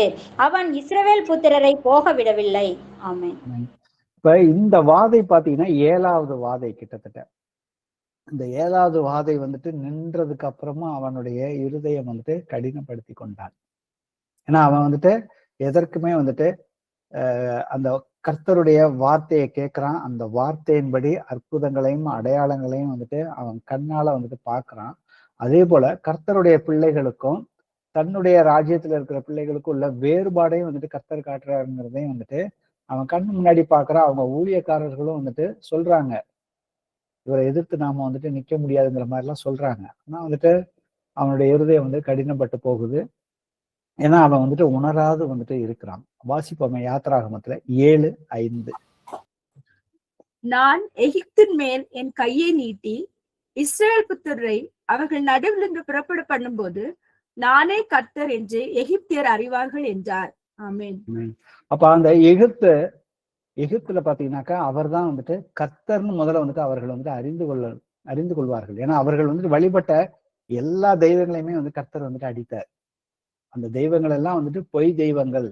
அவைகளுக்கு வந்துட்டு இருதயம் கிடையாது, கண் கிடையாது, காது கிடையாது, எதுவுமே அதால வந்துட்டு பண்ண முடியாது. அதை அவர்கள் வந்துட்டு உணர்ந்து கொள்வார்கள் அப்படிங்கிறத வந்து கர்த்தர் வந்துட்டு இந்த இடத்துல வந்துட்டு அவர்களுக்கு அதை சாட்சியாக வந்துட்டு வைக்கிறார். ஸோ இந்த எடுத்துக்காட்டுகள் வந்துட்டு நமக்கு வந்துட்டு ஒரு பாடமாக இருக்கிறது. வாசிப்போமே புதிய ஏற்பாட்டிலையும் மத்தேயுல 12:9 முதல் 14 வாசம். அவர் அவ்விடம் விட்டு போய் அவர்களுடைய ஜெப ஆலயத்தில் பிரவேசித்தார். அங்கே சூம்பின கையையுடைய மனுஷன் ஒருவன் இருந்தான். அப்பொழுது அவர் மேல் குற்றம் சாட்டும் படிக்க ஓய்வு நாளில் சொஸ்தமாக்குகிறது நியாயமா என்று கேட்டார்கள். அதற்கு அவர், உங்களில் எந்த மனுஷனுக்காகிலும் ஒரு ஆடு இருந்து அது ஓய்வு நாளில் குழியிலே விழுந்தால் அதை பிடித்து தூக்கிவிட மாட்டானோ? ஆட்டை பார்க்கிலும் மனுஷனானவன் எவ்வளவோ விசேஷித்திருக்கிறான். ஆதலால் ஓய்வு நாளிலே நன்மை செய்வது நியாயம்தான் என்று சொன்னார். பின்பு அந்த மனுஷனை நோக்கி, உன் கையை நீட்டு என்றார். அவன் நீட்டினான். அது மறுக்கையை போல் சொஸ்தமாயிற்று. அப்பொழுது பரிசேயர் வெளியே போய் அவரை கொலை செய்யும்படி அவருக்கு விரோதமாய் ஆலோசனை பண்ணினார்கள். ஆமென். சோ இங்க வந்து பரிசேயர்கள் வந்துட்டு கர்த்தர் கொடுத்த அந்த பழைய ஏற்பாட்டு வசனங்களை வந்துட்டு ஒரு சட்ட புஸ்தகம் மாதிரி வைத்துக்கொண்டு அவர்கள் அதை கை கொள்ளாம அந்த வசனத்தின்படி யாராவது தவறு செய்யறார்களோ அப்படின்னு சொல்லிட்டு இங்க ஏசப்பா செய்யற எல்லா அற்புதங்களையுமே போதனைகளையுமே அவர்கள் வந்துட்டு கண்ணார அவர்கள் வந்து பார்த்தார்கள், காதார வந்துட்டு அதை வந்துட்டு கேட்டார்கள். ஆனா அவர்கள் வந்து இருதயம் வந்துட்டு அதை வந்துட்டு நம்ப வந்துட்டு மறுக்கிறது. ஏன்னா அவர்களுடைய பாவங்கள், அது அவர்களுக்குள்ளாக இருந்த அந்த பெருமையான காரியங்கள் வந்துட்டு சத்தியத்தை வந்துட்டு ஏற்றுக்கொள்ளக்கூடிய இருதயம் அவர்களுக்கு இல்லாம வந்துட்டு போயிருச்சு. கடைசியா வந்துட்டு அவர்கள் கர்த்தரை வந்துட்டு கொலை செய்வதற்கு தான் வந்துட்டு எப்பொழுதுமே ஆலோசனை செய்து கொண்டிருந்தார்களே ஒழிய இதெல்லாம் வந்துட்டு இவர் எப்படி செய்கிறாருன்னு சொல்லி அவர்கள் வந்து வேதத்தை கொண்டு ஆராய்ந்து பண்ணி பார்க்கவே இல்லை. நான் ஏசப்பா அவர்களோட பேசுறப்ப யோவான்ல 5:39 வந்துட்டு சொல்றாரு, நீங்க வந்துட்டு வேதத்தை ஆராய்ந்து பாருங்கள், அதுல உங்களுக்கு நித்திய ஜீவன் உண்டு என்று நீங்க விசுவசிக்கிறீங்க, அவைகளும் என்னை குறித்து சாட்சி கொடுக்கிறது என்று ஏசப்பா வந்து சொல்றாரு. அப்ப அவர்களுக்கு அந்த ஏசாயா 9:6 வந்துட்டு தெரியும், நமக்கு ஒரு பாலகன் வந்துட்டு பிறப்பார், நமக்கு ஒரு குமாரன் கொடுக்கப்பட்டார், அவர் தான் வந்துட்டு நித்திய பிதா அப்படிங்கிற அந்த விஷயம் வந்துட்டு நன்றாகவே தெரியும். ஆனா அதையும் அவர்கள் வந்துட்டு செவி கொடுக்க அவர்கள் வந்துட்டு இடம் கொடுக்கவில்லை. சோ பிதாவை தான் நாங்க வந்துட்டு குத்தி கொள்வோம் அப்படிங்கிற அந்த விஷயமும் தீர்க்க தரிசனமா வந்துட்டு இருக்குது, சகரியால இருக்குது. ஆனா அதையும் அவர்கள் வந்துட்டு அதை படித்திருந்தும் அவங்க வந்து இருதயத்துக்குள்ள போய் அவர்கள் வந்துட்டு அது போய் அவங்க வந்துட்டு உணராது வந்து இருந்தார்கள். சோ இவர்கள் தான் வந்துட்டு வழி அருகே விழுந்த விதைன்னு வந்துட்டு ஏசப்பா வந்துட்டு ரொம்ப தெளிவா வந்து சொல்லியிருக்காரு. அதே போலதான் இன்னைக்கு நாமளும் வந்துட்டு அந்த மாதிரி வந்துட்டு எந்த இடத்துலயும் வந்துட்டு விழுந்து விடக்கூடாது. யாராவது நமக்கு ஏதாவது ஒரு காரியத்துல வந்துட்டு ஆவிக்குரிய ரீதியில ஆலோசனை சொல்லும் பொழுது நாம அதை வந்துட்டு தாழ்மையோட, ஏன்னா கர்த்தர் வந்துட்டு இந்த முதல் இந்த வழி அருகே விழுந்த அந்த விதை ஓமையிலிருந்து நாம வந்து கற்றுக்கொள்ளக்கூடியது பாத்தீங்கன்னா, நமக்குள்ள வந்துட்டு எந்த வித கர்த்தருக்கு முன்னாடி வந்துட்டு கர்த்தருடைய வசனத்திற்கு முன்னாடி வந்துட்டு பெருமையோ இல்ல பாவத்தினால நாம வந்துட்டு இருதயம் வந்துட்டு கடினப்பட்டு போகாது. ஏன்னா கர்த்தர் தாழ்மை உள்ளவர்களுக்கு தான் வந்துட்டு கிருபையை வந்துட்டு அளிப்பாரு. நம்முடைய பாவங்களை மறைக்கிறவன் வந்துட்டு அவன் என்னைக்குமே வந்துட்டு வாழ்வடைய மாட்டான்னு சொல்லி வசனம் வந்து இருக்குது. நீதிமொழிகள்ல 28:13 அவைகளை அறிக்கை செய்து விட்டு விடுகிறவனை இரக்கம் வந்துட்டு பெறுவான். அப்ப இன்னைக்கு நம்மை நாமே வந்துட்டு நிதானிச்சு பார்க்க வேண்டியது, நம்ம வந்துட்டு தேவனுடைய வார்த்தைக்கு எதிராக பெருமையான காரியங்கள்ல நம்முடைய இருதயம் வந்துட்டு கடினப்பட்டு போயிருக்கா இல்லையா அப்படிங்கிறத வந்து சிந்தித்து பார்க்க வேண்டும். வாசிப்போமே மத்தேயுல 13வது அதிகாரத்துல 20 முதல் 21 அடுத்த ஒண்ணு. கற்பாறை இடங்களில் விதைக்கப்பட்டவன் வசனத்தை கேட்டு உடனே அதை சந்தோஷத்தோட ஏற்றுக்கொள்கிறவன் ஆகிலும் தனக்குள்ளே வேறில்லாதவனாய் கொஞ்ச காலம் மாத்திரம் நிலைத்திருப்பான். வசனத்தின் நிமித்தம் உபத்திரவமும் துன்பமும் உண்டான உடனே இடரல் அடைவான். ஆமென். ஆமென். அப்ப வசனத்தை கேட்டு இன்னைக்கு எவ்வளவு பேர் வந்துட்டு பின்வாங்கி ஏதோ ஒரு காரியத்துல வந்துட்டு போயிருக்கிறாங்க. அந்த மாதிரி வந்துட்டு, ஏன்னா வசனத்தின் நிமித்தம் நமக்கு வந்துட்டு ஒரு உபத்திரவமோ துன்பமோ வந்தவுடன் வந்து இடரல் அடைகிறார்கள்னு சொல்லிதான் வந்துட்டு வசனம் வந்து சொல்லி இருக்கிறது. சோ இதே வந்து பழைய ஏற்பாட்டுல நாம போய் பார்த்தோம்னாக்க சாமுவேலுக்கு வந்துட்டு அவர் சாமுவேல் வசனத்தை முதல்ல வாசிப்போம். 1 சாமுவேல்ல 13:8-9 வாசிப்போம். அவன் தனக்கு சாமுவேல் குறித்த காலத்தின்படி 7 நாள் மட்டும் காத்திருந்தான். சாமுவேல் கில்காலுக்கு வரவில்லை. ஜனங்கள் அவனை விட்டு சிதறி போனார்கள். அப்பொழுது சவுல், சர்வாங்க தகன பலியையும் சமாதான பலியையும் என்னிடத்தில் கொண்டு வாருங்கள் என்று சொல்லி சர்வாங்க தகன பலியை செலுத்தினான். ஆமீன். ஆமீன். அப்ப இந்த இடத்துல பாத்தீங்கன்னா சாமுவேல் வந்துட்டு கர்த்தர் வந்துட்டு யார் வந்துட்டு ஆசாரியர்கள் மாத்திரம்தான் வந்துட்டு பலி செலுத்த வேண்டும். சவுல் ஆரம்பத்துல பாத்தீங்கன்னா கர்த்தருடைய ஆவியை பெற்று கர்த்தர் சொன்னபடிதான் வந்துட்டு அவன் வந்துட்டு சரியா வந்துட்டு கொஞ்ச நாள் வந்துட்டு நல்லா வந்துட்டு நடந்துகிட்டு இருந்தான். அவனும் அவனுடைய கூட இருந்தவர்கள் எல்லோருமே. அதுக்கப்புறம் ஒரு யுத்தத்துக்கு வந்துட்டு அவர்கள் வந்துட்டு போகும்பொழுது அந்த யுத்தத்துக்காக 7 நாள் வந்துட்டு அவன் வந்துட்டு காத்துக்கிட்டு இருக்கான். யாருக்காக? சாமுவேல் வந்துட்டு வருவார்னு சொல்லி. அவர் தான் வந்துட்டு அங்க வந்துட்டு பலிகளை வந்துட்டு செலுத்தணும்னு சொல்லிட்டு.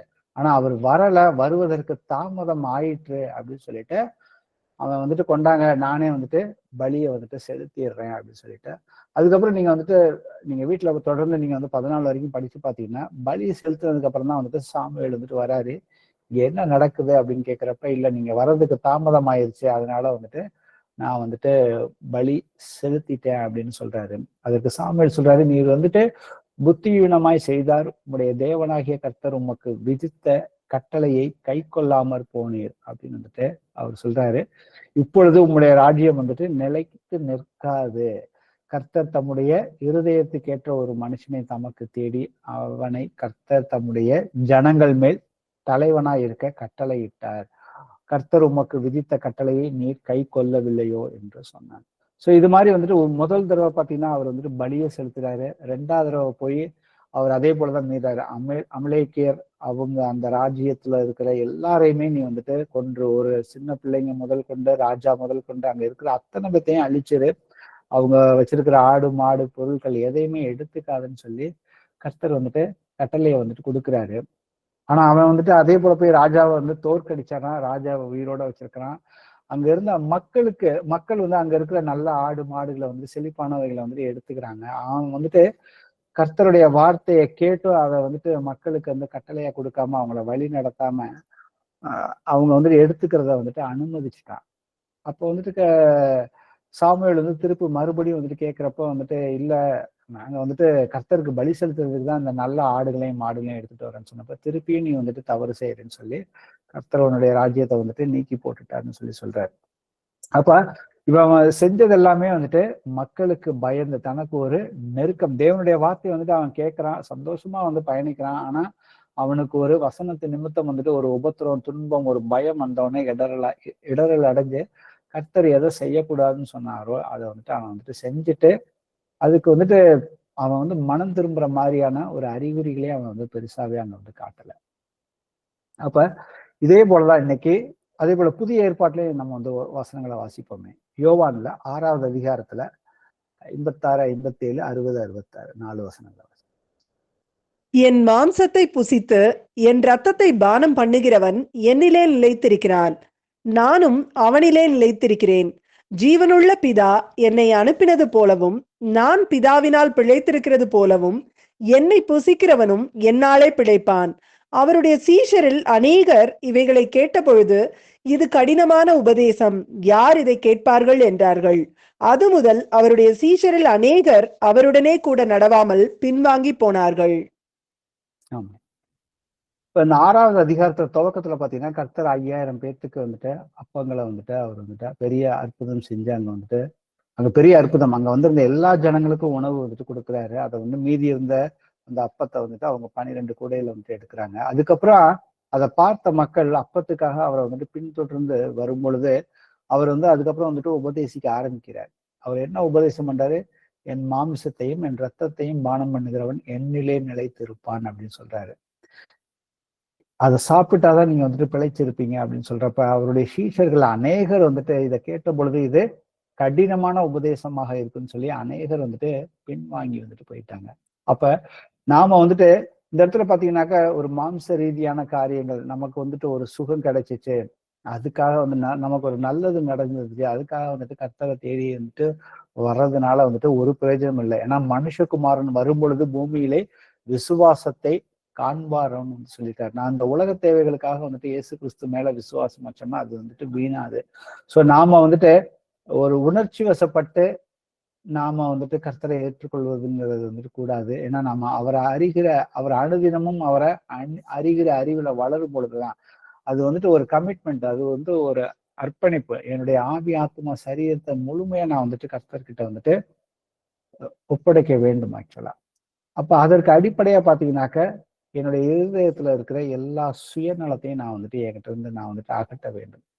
ஸோ அதுதான் வந்துட்டு ஒரு அடிப்படையான விஷயங்கள். அந்த மாம்ச சிந்தை, இந்த சுயநலமாக நடக்கக்கூடிய காரியங்களை முதல்ல வந்துட்டு நாம அகற்றுவதற்கு முயற்சி பண்ண வேண்டும். எதெல்லாம் வந்துட்டு கர்த்தருடைய வசனத்துக்கு விரோதமாக இருக்குது அப்படிங்கிறத நம்மை நாமே வந்துட்டு நிதானித்து பார்க்க வேண்டும். கொலோசியர்ல 2:6-7 வாசிப்போம். ஆகையால் நீங்கள் கர்த்தராகிய கிறிஸ்து இயேசுவை ஏற்றுக்கொண்டபடியே அவருக்குள் வேர் கொண்டவர்களாகவும் அவர் மேல் கட்டப்பட்டவர்களாகவும் அவருக்குள் நடந்து கொண்டு நீங்கள் போதிக்கப்பட்டபடியே விசுவாசத்தில் உறுதிப்பட்டு சோத்திரத்தோட அதிலே பெருகுவீர்களாக. ஆமென். அவருக்குள் வேர் கொண்டவர்களாக. ஏன்னா இந்த ஓமையோட இதே பாத்தீங்கன்னாக்கா கற்பாறையில விழுந்த விதை வந்துட்டு வளருது, ஆனா வந்துட்டு வேர் பிடிக்கவே இல்லை. ஸோ அவருக்குள்ள நாம வந்துட்டு எப்படி வந்துட்டு வேர் கொண்டவர்களாகவும் அவர் மேல் கட்டப்பட்டவர்களாகவும் அவருக்குள் நடந்து நீங்கள் போதிக்கப்பட்டபடியே விசுவாசத்தில் உறுதிப்பட்டு அதில் நாம ஸ்தோத்திரத்தோட அதுல வந்துட்டு பெருக வேண்டும்னு சொல்லியிருக்கிறார். இன்னைக்கு என்னுடைய சமாதானமும் சந்தோஷமும் ஒவ்வொரு நாளும் அதிகப்படியாகுதா குறையுதா அப்படிங்கிற ஒரு அளவுகளை வந்துட்டு வச்சு பார்க்கணும். நாம எந்த அளவுக்கு கர்த்தருக்குள்ள வந்துட்டு வேறு கொண்டு இருக்கிறோம், அவர் கொடுத்த வாக்குத்தத்தங்கள் மேல நாம வந்துட்டு எந்த அளவுக்கு வந்துட்டு விசுவாசம், என்னுடைய விசுவாசம் வந்துட்டு வேறுள்ள விசுவாசமா வேறு இல்லாத விசுவாசமா அப்படிங்கிறத வந்துட்டு நம்ம சிந்தித்து பார்க்க வேண்டும். அப்ப நமக்கு ஒரு பிரச்சனைகள் வருது, ஒரு சோர்வு வருது அப்படிங்கிறப்ப நாம விசுவாசத்துல இருந்து பின் வாங்குறோமா, இல்ல வந்துட்டு அந்த பிரச்சனைகள் மூலியமாக நாம இன்னும் வந்து விசுவாசத்துல பலப்படுகிறோமா அப்படிங்கிறத நம்மை நாமே வந்து நிதானித்து பார்க்க வேண்டிய தருணம் இது. அடுத்தது மத்தேயுல 3வது பகுதி 13:22 வாசிப்போம். முள்ளுள்ள இடங்களில் விதைக்கப்பட்டவன் வசனத்தை கேட்கிறவனாயிருந்தும் உலக கவலையும் ஐஸ்வர்யத்தின் மயக்கமும் வசனத்தை நெருக்கி போடுகிறதுனால் அவனும் பலனற்று போவான். ஆமீன். ஆமீன். அப்ப முள்ளுள்ள இடங்கள், இந்த இடத்துல நல்லா கவனிச்சு பார்த்தோம்னாக்கா முள்ளு வந்துட்டு தானா வந்துட்டு வளரும். அதை யாரும் வந்துட்டு வளர்க்கணும்னு அவசியமே கிடையாது. ஆனா ஒரு பயிர் வந்துட்டு வளரும்னாக்க அதுக்கு வந்துட்டு அதை பண்படுத்தணும், அதுக்கு உரம் போடணும், தண்ணி ஊற்றணும், அதை வந்துட்டு சரியா வந்துட்டு அந்த விவசாயி வந்துட்டு கவனிக்க வேண்டும். ஸோ அதே போலதான் வசனத்தை கேட்கிறவர்கள், ஆனால் வந்துட்டு நாம வந்துட்டு அந்த உலக கவலைகளினாலும் ஐஸ்வர்யத்தின் மயக்கத்தினாலும் வசனத்தை நொறுக்கி அது வந்துட்டு பலன் கொடாமல் வந்துட்டு போகுது அப்படிங்கிறத பார்க்கிறோம். ஸோ இதுல பழைய ஏற்பாட்டுல பாத்தீங்கன்னாக்க லோத்தின் மனைவி. ஸோ லோத்து வந்துட்டு ஆபிரகாமோட துவக்கத்துல வந்துட்டு கர்த்தர் அழைத்த பொழுது அவரும் கூட சேர்ந்து ஆபிரகாமோட வந்துட்டு கிளம்பி வந்தாரு. அவர்களுக்கு அதிகமான சொத்து இருந்ததுனால 2 பேரும் வந்துட்டு பிரிந்து போனார்கள். அவர்கள் ஆபிரகாமுக்கு வந்துட்டு அந்த கண்கள்னால பார்த்த இடம் வந்துட்டு நல்லா இருக்கிற இடத்த அவர் வந்துட்டு தெரிந்து கொண்டிருக்கிறார், சோதோம் கொமோராவை. ஆனா கர்த்தர் பின்னாளிலே வந்துட்டு அதை வந்துட்டு நியாயம் விசாரிக்க போறாருங்கிற விஷயம் வந்துட்டு லோத்துக்கு வந்துட்டு அது தெரியல.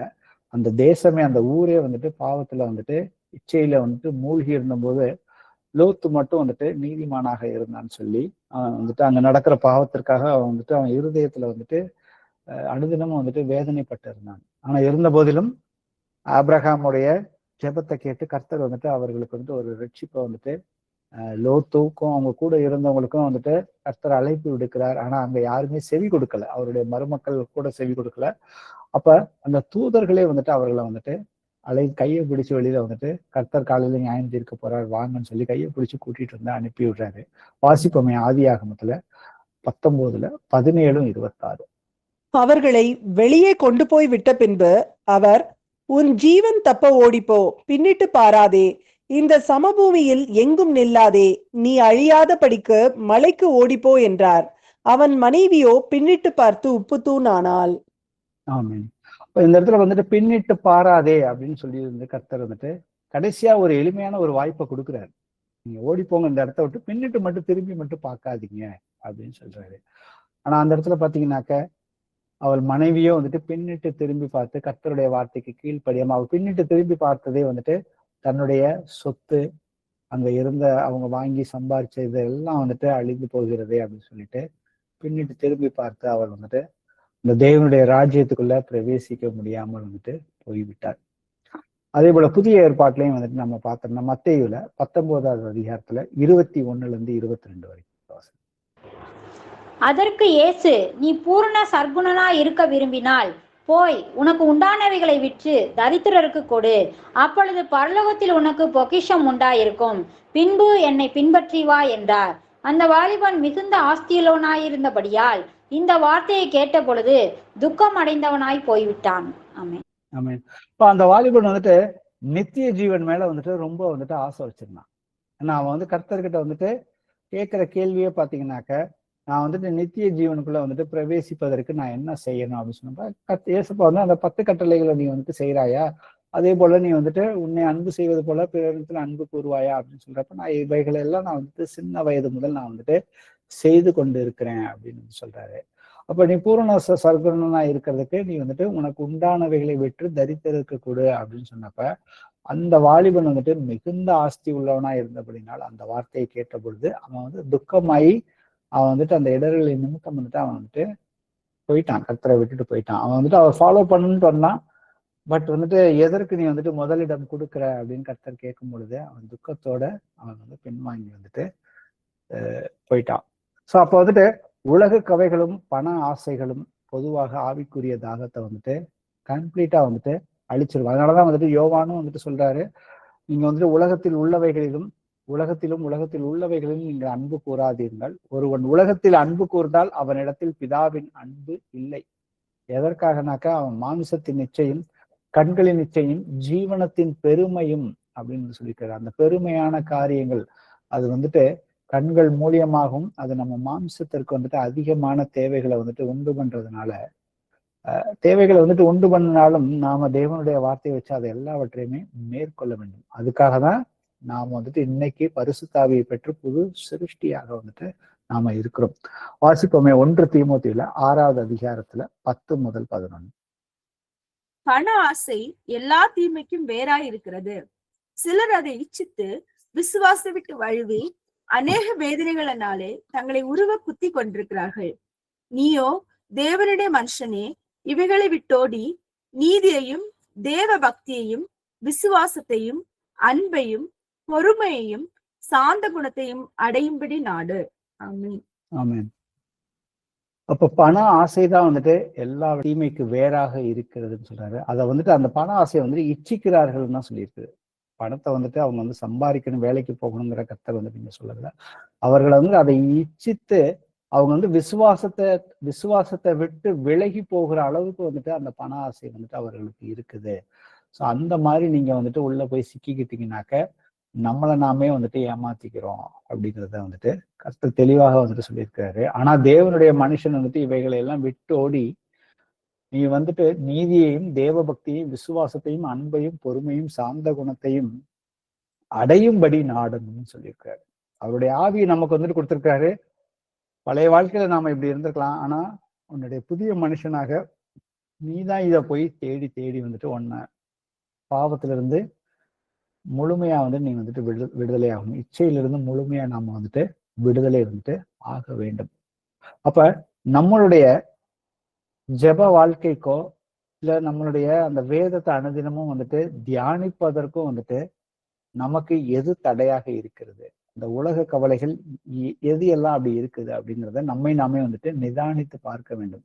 ஏன்னா நமக்கு கர்த்தர் வந்துட்டு நம்மளுடைய ஜெபங்களுக்கு பதிலுக்கு 2 வசனங்களை வச்சிருக்காரு. வேதத்தை கேளாதபடி தன் செவியை விளக்குனுடைய ஜெபம் அருவருப்பானது.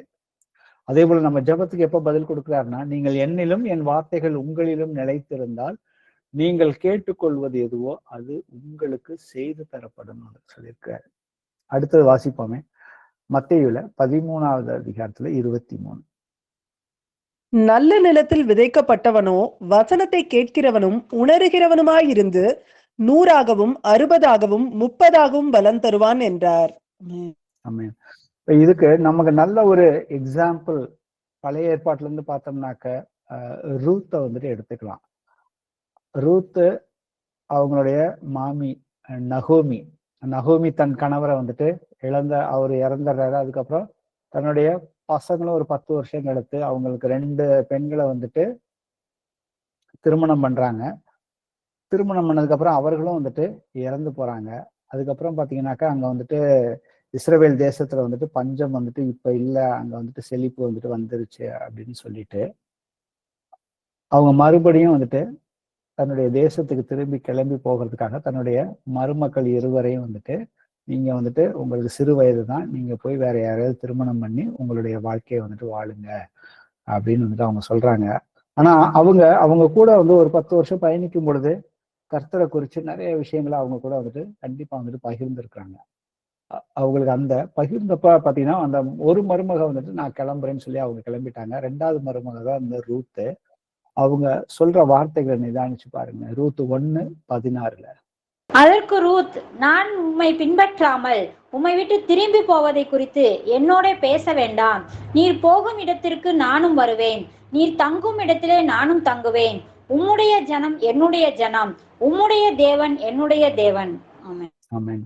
இந்த இடத்துல பாத்தீங்கன்னாக்கா உம்முடைய தேவன் வந்துட்டு என்னுடைய தேவன் வந்துட்டு சொல்றாங்க. அப்ப அந்த அளவுக்கு வந்துட்டு அவங்க கர்த்தருடைய அந்த வார்த்தைகளை நகோமி மூலியமாக கேட்ட அந்த வார்த்தைகள் வந்துட்டு அவங்க இருதயத்துக்குள்ள போனனால அவங்க வந்துட்டு இவர்தான் வந்துட்டு சத்தியமுள்ள தேவன், எது நடந்தாலும் பரவாயில்ல, நான் உங்க கூட தான் வருவேன்னு சொல்லிட்டு அவங்க வந்துட்டு இஸ்ரவேல் தேசத்துக்குள்ள வராங்க.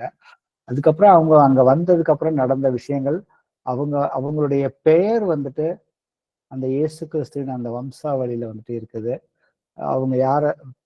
அவங்க திருமணம் பண்ணதுக்கு அப்புறம் அவங்க சந்ததியில வந்துட்டு தான் வந்துட்டு தாவீது, சாலமன், அதுக்கப்புறம் கர்த்தராக இயேசு கிறிஸ்து வந்துட்டு வருகிறார். அப்ப நல்ல நிலத்தில் அந்த இருதயத்துல வந்துட்டு பாத்தீங்கன்னாக்க ஒன்று 30, ஒன்று 60, ஒன்று 100மாக வந்துட்டு பலன் கொடுக்கறத நம்ம பழைய ஏற்பாட்டுல பார்த்தோம். அது எந்த அளவுக்குனாக்க அவர்களுடைய பெயர், அவங்க ஒரு புறஜாதியர், ஆனா அவங்களுடைய பெயர் வந்துட்டு அந்த கர்த்தராகி இயேசு கிறிஸ்துவின் வம்சாவளியில. அப்போ வந்துட்டு பாத்தீங்கன்னா இதுல நம்ம தெரிஞ்சுன்னா புறஜாதிகளுக்கும் கர்த்தர் வந்துட்டு அன்னைக்கே வந்துட்டு கதவுகளை வந்துட்டு திறந்து வைத்திருக்கிறார். இப்போ புதிய ஏற்பாட்டிலையும் நம்ம வந்து வாசிப்போமே, அப்போஸ்தலர் 16:14-15. அப்பொழுது தியத்திரா ஊராலும் இரத்தாம்பரம் விற்கிறவளும் தேவனை வணங்குகிறவளும் ஆகிய லீதியாள் என்னும் பேரில் ஒரு ஸ்திரீ கேட்டுக்கொண்டிருந்தாள். பவுல் சொல்லியவைகளை கவனிக்கும்படி கர்த்தர் அவள் இருதயத்தை திறந்தருளினார். அவளும் அவள் வீட்டாரும் ஞானஸ்தானம் பெற்ற பின்பு அவள் எங்களை நோக்கி, நீங்கள் என்னை கர்த்தரிடத்தில் விசுவாசம் உள்ளவர் என்று எண்ணினால் என் வீட்டிலே வந்து தங்கியிருங்கள் என்று எங்களை வருந்தி கேட்டுக்கொண்டாள். ஆமென். ஆமாம். ஸோ கர்த்தர் வந்துட்டு அவருடைய இருதயத்தை வந்துட்டு திறக்கிறாரு. ஏன்னா அவங்க வந்துட்டு அந்த வசனத்தை கேட்டு உணர ஆரம்பிக்கும் பொழுது, அப்ப அவங்க அதுக்கப்புறம் வந்து கர்த்தரை சொந்த இரட்சகராக ஏற்றுக்கொண்டு ஞானஸ்தானம் பெற்று அவங்க அந்த ஊழியக்காரர் அந்த பவுலையும் வந்துட்டு அவங்க கூட இருக்கிறவங்களையும் வந்துட்டு, நான் கர்த்தருடைய பிள்ளைன்னா நீங்க வந்துட்டு என் கூட வந்துட்டு இருந்து அவங்க வீட்டையே வந்துட்டு திறந்து கொடுக்குறாங்க. அப்ப கர்த்தருக்கு அந்த தேவனுடைய ராஜ்யத்துல ஒரு கலசம் வந்துட்டு அந்த தண்ணி கொடுத்தோம்னாக்கா அதற்குரிய பலன் வந்துட்டு இல்லாம வந்துட்டு போகாதுன்னு வந்து ஏசப்பா வந்து சொல்லியிருக்காரு. அப்ப எப்படி வந்துட்டு ஒவ்வொருத்தவங்களும் வந்துட்டு அந்த ஊழியம் வந்துட்டு பாக்குறாங்க, அவருடைய வசனத்தை ஏற்றுக்கொண்டு அவர்கள் தங்களை வந்துட்டு எந்த அளவுக்கு வந்துட்டு இந்த மாற்றி கொண்டார்கள். ஏன்னா ஏசப்பா வந்து நம்மளை தெரிந்து கொண்டதே பாத்தீங்கன்னாக்க, நீங்கள் மிகுந்த கனிகளை கொடுப்பதினால் என் பிதா மகிமைப்படுவார் அப்படின்னு வந்து சொல்லியிருக்காரு. அப்ப நம்முடைய வாழ்க்கை வந்துட்டு இன்னைக்கு வந்து மற்றவர்களுக்கு கர்த்தருடைய நம்மளுடைய சரீரம் வந்துட்டு கர்த்தருக்கு வந்துட்டு நம்மளுடைய எல்லா நடக்கைகள்லையும் வந்துட்டு மகிமை தரக்கூடிய காரியங்கள் வெளிப்படுகிறதா, மற்றவர்களுக்கு நம்ம மூலியமா வந்துட்டு வெளிச்சத்தை வந்துட்டு வெளிச்சமாகவும் உப்பாகவும் நாம வந்துட்டு இருக்கிறோமா, சுவிசேஷத்தை நாம வந்துட்டு கொண்டு போக வேண்டிய பொறுப்பு நம்ம ஒவ்வொருத்தருக்குமே இருக்கிறது. ஏன்னா எபேசியர்ல 5:8 சொல்லியிருப்பாங்க, முற்காலத்தில் நீங்கள் அந்தகாரமாய் இருந்தீர்கள், இப்பொழுதோ கர்த்தருக்குள் வெளிச்சமாயிருப்பீர்கள், வெளிச்சத்தின் பிள்ளைகளாக நடந்து கொள்ளுங்கள். அப்ப இந்த ஊமையின் வழியாக பாத்தீங்கன்னாக்க வழி அருகே அந்த அந்த வசனம் வந்துட்டு அந்த விதை வந்து விழுகும் பொழுது சாத்தான் வந்துட்டு அந்த அந்த வசனம் வந்து அந்த இருதயத்துல கடினமான அந்த மனம் இருக்கும் பொழுது சாத்தான் வந்து அதை வந்துட்டு எடுத்துட்டு போயிடும். அதுலதான் நம்ம வந்து பார்த்தது, பழைய ஏற்பாட்டுல பார்வோன்னு பார்த்தோம், புதிய ஏற்பாட்டுல பரிசேயர்கள் பார்த்தோம். அதுக்கப்புறம் கற்பாறை அங்க வந்துட்டு வேறே இல்லாம போயிருக்கு. வசனத்தை கேட்கறாங்க, அவங்க சந்தோஷப்படுறாங்க. ஒரு பிரச்சனை வரும் பொழுது பாத்தீங்கன்னாக்க அவங்களால வந்துட்டு அந்த பிரச்சனைக்கு பயந்து அவர்கள் வந்துட்டு பின்வாங்கி போறாங்க. இந்த இடத்துல ஒரு எடுத்துக்காட்டாக சவுல் ராஜாவையும் பார்த்தோம். அதே போல அவர்களுடைய சீஷர்கள் யோவான் 6வது அதிகாரத்துல அநேகர் அவர் செய்த அற்புதங்களையும் அடையாளங்களையும் வந்து பார்த்தாங்க. ஆனா அவருடைய உபதேசம் வந்துட்டு ஆவிக்குரிய ரீதியில கடுமையாக இருந்ததுனால, அவங்க மாம்சத்துக்குரிய எண்ணங்களோட வந்ததுனால அவர்களால வந்துட்டு முதல்ல ஏற்றுக்கொண்டவர்கள் எல்லோருமே நிறைய பேர் வந்துட்டு பின்வாங்கி போயிட்டாங்க. ஆனா அங்க இருந்த அப்போஸ்தலர்கள் பவுல் சீஷர்கள் சில சீஷர்கள் வந்துட்டு வாழ்வதரும் நித்திய ஜீவனும் வசனங்கள் உம்மிடத்துலதான் இருக்கும், நாங்க எங்க போவோம் அப்படின்னு சொல்லிட்டு ஏசப்பாவுக்கு வந்துட்டு அவங்க தன்னுடைய விசுவாசத்தை அறிக்கையா வந்துட்டு செய்யறாங்க. அடுத்து வந்து பாத்தீங்கன்னா முள்ளுள்ள இடத்துல வந்துட்டு உலக ஆசை, அந்த விதை வந்துட்டு விழுகும் பொழுது பாத்தீங்கன்னா அங்க வந்துட்டு முள் இருக்கிற இடத்துல விழுந்ததுனால அது வந்துட்டு அந்த விதை வந்துட்டு அந்த பயிர் வந்துட்டு வளர முடியல. ஸோ இதெல்லாம் வந்துட்டு உலக ஆசைகளை உலக இச்சைகளை குறித்து சொல்றது. அதுக்கு லோத்தின் மனைவியும் பார்த்தோம், அந்த ஐஸ்வர்ய வாலிபான் அந்த 2 எடுத்துக்காட்டுகளையும் வந்து பார்த்தோம். ஏன்னா இதெல்லாம் நமக்கு வந்துட்டு எடுத்துக்காட்டுகள். கர்த்தர் வந்துட்டு பழைய ஏற்பாட்டிலையும் புதிய ஏற்பாட்டிலையும் இந்த ஊமைகளுக்கு ஒத்த வசனங்களை வந்துட்டு வச்சிருக்கிறாரு. அப்ப நல்ல நிலம் அப்படிங்கிறது அந்த இருதயத்தை தான் வந்துட்டு சொல்றாரு. அந்த இருதயத்துல வசனத்தை கேட்டு உணர்ந்து நாம கீழ்ப்படிந்து நாம வந்து கனி கொடுக்க வேண்டும். ஸோ இதைதான் வந்துட்டு நம்ம ரூத்தும் பார்த்தோம், பழைய ஏற்பாட்டுல புதிய ஏற்பாட்டுல லீதியால வந்துட்டு பார்த்தோம். அப்ப நாம வந்துட்டு இந்த கர்த்தருக்குள்ள வந்துட்டு வளர வேண்டும். அப்ப புதிதாய் பிறந்த குழந்தைகளை போல திருவசனமாகிய களங்கமில்லாத ஞானப்பாலின் மேல் நாம எல்லோருமே வாஞ்சியாக இருக்கும் பொழுதுதான் அதுக்கப்புறம் வந்துட்டு வசனத்தை நாம வந்துட்டு முதல்ல வந்துட்டு பருகணும், அதுக்கப்புறம் சாப்பிட ஆரம்பிக்கணும். நான் பால் உண்ணுகிறவன் குழந்தையா இருக்கிறபடினால் நீதியின் வசனத்தின் பழக்கம் இல்லாதவனாக இருக்கிறான். பலமான ஆகாரமானது நன்மை தீமை இன்னதென்று பயிற்சியினால் பகுத்தறியத்தக்க முயற்சி செய்யணும்னு கர்த்தர் சொல்றாரு. நம்ம வசனத்தை வந்துட்டு முதல்ல வந்துட்டு கேட்கணும், அதுக்கப்புறம் படிக்கணும், அதுக்கப்புறம் அதன்படி நம்ம விசுவசித்து அதை வந்து சந்தேகப்படக்கூடாது. அதை ஏதாவது ஒரு காரியங்கள் நமக்கு தெரியலனாக்க பரிசுத்த ஆவியானவர் நமக்குள்ள இருக்கிறாரு, அவர் நமக்கு கற்றுக் கொடுப்பாரு. ஏன்னா அவர் தான் வந்துட்டு அந்த வார்த்தைகளை வந்து கொடுத்தவர். அப்ப நாம அவர்கிட்ட கேட்டோம்னாக்க கண்டிப்பா வந்துட்டு ஏதாவது ஒரு ரூபத்துல வந்துட்டு அவர் நமக்கு வந்துட்டு புரிய வைப்பார், வெளிப்படுத்துவார். ஏன்னா நமக்கு அவனவனுக்கு தக்கதாக அவர் வந்துட்டு பலன் அளிப்பார்னு சொல்லியிருக்கிறாரு. ஒரு சிலருக்கு வந்துட்டு எளிமையாக புரியலாம், ஒரு சிலருக்கு அதை வந்துட்டு கொஞ்சம் கடினமாக இருக்கலாம். ஆனா கர்த்தர் அவரவர்களை வந்துட்டு இருதயத்தை அறிந்திருக்கிறார். நாம என்ன நோக்கத்துக்காக அந்த வசனங்களை வந்துட்டு தேடுகிறோம், அதை வந்துட்டு உட்கொள்கிறோம் அப்படிங்கிறத ஆவியானவர் வந்துட்டு அறிவார். அப்ப நாம வந்துட்டு நன்மை தீமையை வந்துட்டு பயிற்சி பண்ண வேண்டும் வசனத்தின் மூலியமாக. அப்பொழுதுதான் வந்துட்டு விசுவாசத்துல உறுதியாக இருக்கும் பொழுதும் இருக்க முடியும். ஏன்னா மனுஷகுமாரன் வரும் பொழுது நாம எல்லோருமே வந்து விசுவாசத்துல இருந்தோம்னாக்கா நம்முடைய ஆவி ஆத்மா சரீரம் இது வந்துட்டு மறுரூபமாக்கப்படும். Praise the lord brothers and sisters. எங்கள் கர்த்தராகிய இயேசுவே, உம்மை போற்றுகிறோம், உம்மை வாழ்த்துகிறோம், உம்மை ஆராதிக்கின்றோம், உமக்கு மகிமை செலுத்துகிறோம். நீர் பரிசுத்தர், என்றென்றுமே பரிசுத்தராக இருக்கிறீங்கப்பா. எங்களை உம்முடைய ராஜ்யத்தின் பிள்ளைகளாக தெரிந்து கொண்டமைக்காக உமக்கு நாங்கள் நன்றி செலுத்துகிறோம். நாங்கள் மிகுந்த கனிகளை கொடுப்பதற்காக அப்பா தகப்பனே, நீர் எங்களுடைய எல்லா பாவங்களையும் உங்களுடைய சரீரத்துல சுமந்து நீர் எங்களை வந்துட்டு உங்களுடைய ராஜ்யத்துக்குள்ள ராஜாக்களா எங்களை வந்துட்டு தேர்ந்தெடுத்தீங்கப்பா. அதற்காக நாங்கள் உமக்கு கொடான கோடி நன்றிகளை எடுக்கிறோமப்பா. இங்க வந்திருக்கிற ஒவ்வொரு சகோதரியுமே கேட்டுக்கொண்டிருக்கிற அவருடைய பிள்ளைகள், குடும்பத்தார் அனைவரையுமே கர்த்தராகிய இயேசு கிறிஸ்துவின் நாமத்தினால ஆசீர்வதிக்கிறோமப்பா. நாங்கள் எல்லோருமே பரலோகத்தின் பிரஜைகள்னு நீங்க சொல்லியிருக்கீங்கப்பா. அந்த பரலோக பிரஜைக்குரிய உம்முடைய அந்த பரலோகத்தின் பிரஜைகள் எப்படி நடக்க வேண்டும், அடிப்படையான உம்முடைய வசனங்களை நாங்க வந்துட்டு இன்ற ஊமைகளாக நாங்க வந்து பார்த்தோமப்பா.